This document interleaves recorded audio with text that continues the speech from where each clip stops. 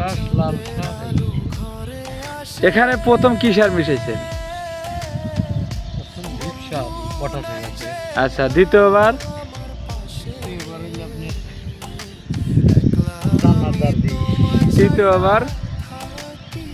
এবার হইলো আপনার গোলোজিন।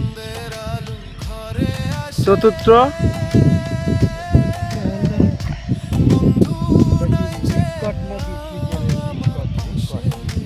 পঞ্চমটা?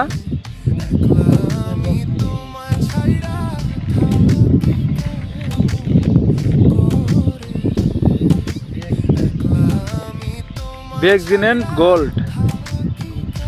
আচ্ছা, সিক্স নাম্বারটা?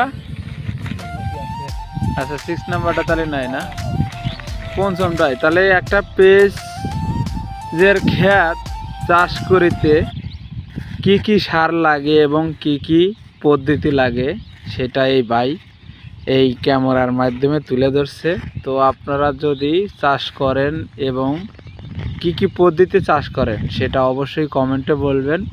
আর এনার এই ক্ষেত দেখেন, এই ক্ষেত এনার, তো আপনারা অবশ্যই বলবেন। ওকে।